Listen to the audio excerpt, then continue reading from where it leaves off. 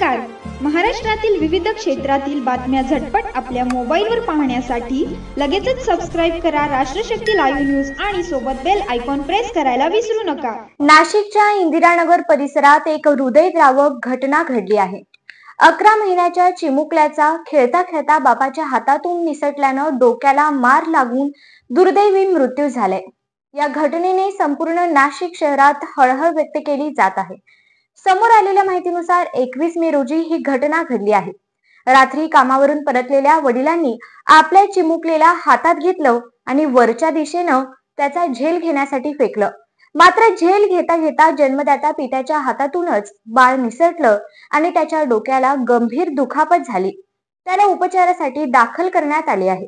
मात्र उपचारादरम्यान त्याचा मृत्यू झाला.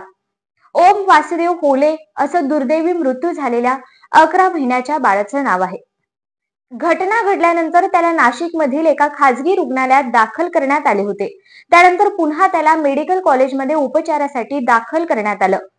मात्र मेंदूला गंभीर इजा झाल्यानं त्याचा मृत्यू झाला. त्यामुळे होले कुटुंबावर दुःखाचा डोंगर कोसळला. ओमवर त्याच्या मूळ गावी जळगाव येथे अंत्यसंस्कार करण्यात येणार आहे. वासुदेव होले हे घरी आल्यानंतर नेहमीप्रमाणे ओम सोबत खेळत होते. ओमला देखील वडिलांसोबत मस्ती करताना मजा येत होती.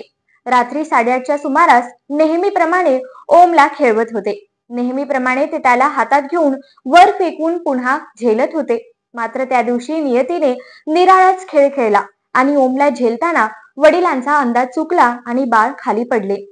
डोक्यावर पडल्याने ओमला गंभीर दुखापत झाली आणि त्याचा मृत्यू झाला. या घटनेची नाशिकच्या इंदिरानगर पोलीस ठाण्यात नोंद करण्यात आली असून पोलिसांनी पालकांना काळजी घेण्याचं आवाहन केलं आहे.